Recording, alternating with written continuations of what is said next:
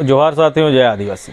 भारत के बड़े उद्योगपति रतन टाटा की मृत्यु हो गई है और पूरा देश उन्हें श्रद्धांजलि समर्पित कर रहा है। उनके जीवन से जुड़े कई किस्से सुना रहे हैं, सोशल मीडिया पर पोस्ट कर रहे हैं और टीवी खबरों में भी उनको ही दिखाया जा रहा है। लेकिन यहाँ पे सवाल यह खड़ा होता है कि क्या आदिवासियों के प्रति भी उनका व्यक्तित्व ऐसा ही रहा या फिर कुछ अलग था।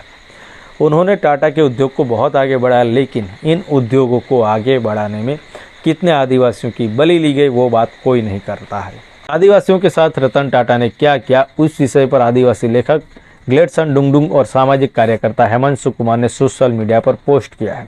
आज के वीडियो में उसी की बात करेंगे। वीडियो को अंत तक जरूर देखें ताकि आपको भी हकीकत पता चले।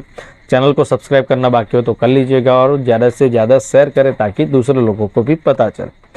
सबसे पहले आदिवासी लेखक ग्लेडसन डुंगडुंग ने क्या लिखा है उसकी बात करें तो उन्होंने लिखा है कि पूंजीवाद के नशे में सरोबार, मध्यम वर्ग, व्यापारी, पूंजीपति, सफेद पोष एवं नवदूषित आदिवासी मध्यम वर्ग के लिए रतन टाटा एक मॉडल, रत्न एवं अद्भुत व्यक्ति हो सकते हैं, लेकिन अपनी जमीन, अपना इलाका और अपनी प्राकृतिक संसाधनों के बचाने तथा धरती एवं जीवन की सुरक्षा करने हेतु संघर्षरत हमारे जैसे लाखों लोगों के लिए वह सिर्फ एक हत्यारा, मुनाफे कमाने वाला व्यापारी एवं प्रकृति का विनाशक के अलावा कुछ भी नहीं है। 1907 में टाटा कंपनी की स्थापना आदिवासियों की जमीन छीनकर की गई थी और देखते ही देखते भूमिज, संथाल एवं हो आदिवासियों के 24 गांव को टाटा कंपनी निगल गया। उस वक्त वहां आदिवासियों की आबादी 95% थी। टाटा कंपनी ने आदिवासियों की जमीन पर टाटा नगर बसाया और वहां बाहरी लोगों को बसाया। इस तरह से 100 साल के बाद वहां बाहरी लोगों की जनसंख्या 95% हो गई और आदिवासी मात्र 5% रह गए। आदिवासियों का सब कुछ लूट गया। अनुसूचित क्षेत्र होने के बावजूद जनसंख्या दिखाकर लोकसभा एवं विधानसभा सीट को जनरल कर दिया गया। आज डेमोग्राफिक चेंज के नाम पर राजनीति करने वाले नेता इस पर बात नहीं करते हैं क्योंकि यही बाहरी लोग उनके वोटर हैं। यदि आज पूरे जमशेदपुर शहर की खुदाई की जाए तब वहां आदिवासियों के पूर्वजों के कंकाल मिलेंगे। इसीलिए मैंने विकास के कब्रगाह पुस्तक में टाटा को नंगा कर दिया है। लेकिन बात इतने तक सीमित नहीं है। उड़ीसा के कलिंगानगर स्थित टाटा कंपनी के ग्रीनफील्ड परियोजना हेतु जमीन अधिग्रहण के विरोध में वहां के आदिवासियों ने जबरदस्त जन आंदोलन किया था। 2 जनवरी 2006 को मुख्यमंत्री नवीन पटनायक ने टाटा कंपनी की स्थापना हेतु आदिवासियों पर गोली चलवाई, जिसमें 14 लोग घटनास्थल पर मारे गए एवं 5 लोग की मृत्यु इलाज के दौरान हुई। इस तरह से टाटा परियोजना हेतु के लिए कुल 19 लोगों के आदिवासियों की जान ले ली गई।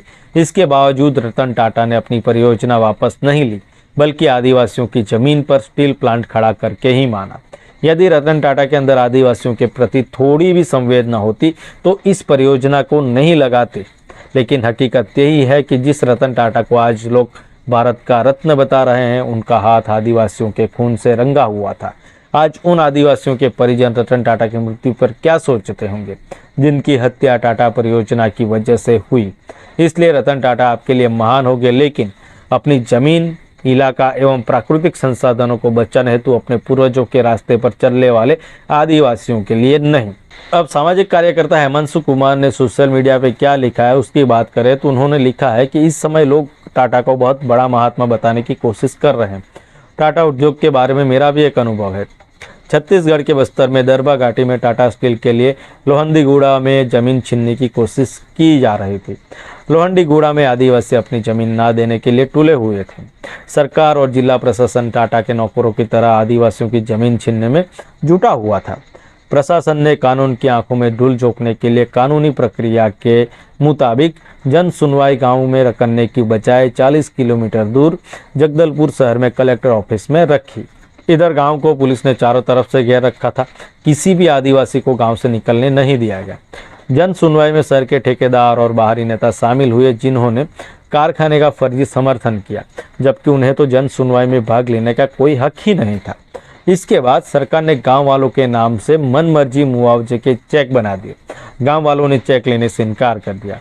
उस गांव का एक आदमी कलेक्टर ऑफिस में चपरासी के रूप में काम करता था। कलेक्टर ने उसे बुलाकर उसे जबरन चेक स्वीकार करने के लिए धमकाया। गांव वालों ने चेक लेने से इनकार किया तो कलेक्टर ऑफिस ने जमीनों के नामों में हेरा फेरी करके एक की जमीन दूसरे के नाम करके फर्जी मालिक खड़े कर दिए और मुआवजे के चेक बांट दिए। लोग अभी भी अपनी जमीन छोड़ने के लिए तैयार नहीं थे। इस पर क्रोधित होकर सरकार ने पुलिस को जनता को जबरदस्ती वहां से निकलने के लिए कहा।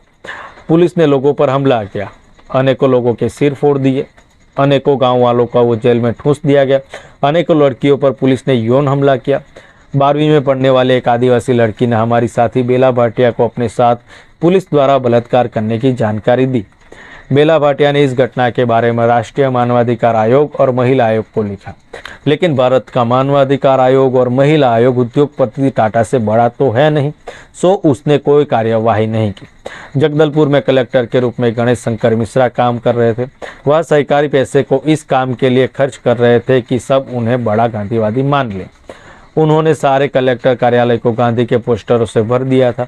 सारे दिन कलेक्टर ऑफिस में गांधी के भजन बजाए जाते थे, लेकिन दूसरी तरफ यही कलेक्टर इस पीड़ित लड़की की मदद करने के लिए तैयार नहीं थे। तभी वरिष्ठ गांधीवादी कार्यकर्ता निर्मला देशपांडे ने मुझसे कहा कि उन्हें बस्तर के कलेक्टर ने समारोह में आमंत्रित किया है।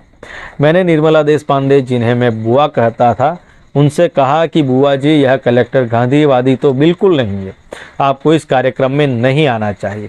उन्होंने कहा कि कोई बात नहीं, कोई अगर थोड़ा बहुत भी अच्छा काम कर रहा है तो हमें उसमें मददगार बनना चाहिए।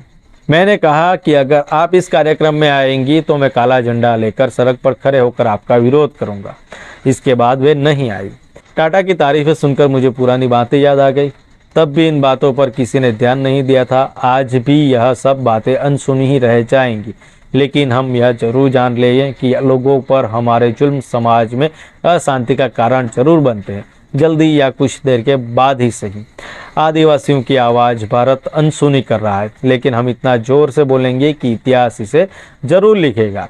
और इस दौर में जो लोग भी दूसरे मुद्दों पर लिख रहे हैं लेकिन आदिवासियों को अनदेखा कर रहे हैं, इतिहास उनका गिरेबान पकड़कर उनसे सवाल जरूर पूछेगा कि तुमने आदिवासियों को अनदेखा क्यों किया था। इन दोनों की पोस्ट से साफ पता चलता है कि रतन टाटा ने भी अपने उद्योगों की नींव आदिवासियों को लूटकर और उनकी हत्या करके रखी है। शेयर जरूर करें, लाइक करें, कमेंट करें और चैनल को सब्सक्राइब करना बाकी हो तो कर लीजिएगा। मिलेंगे दूसरे वीडियो में, तब तक के लिए जोहार। जय आदिवासी।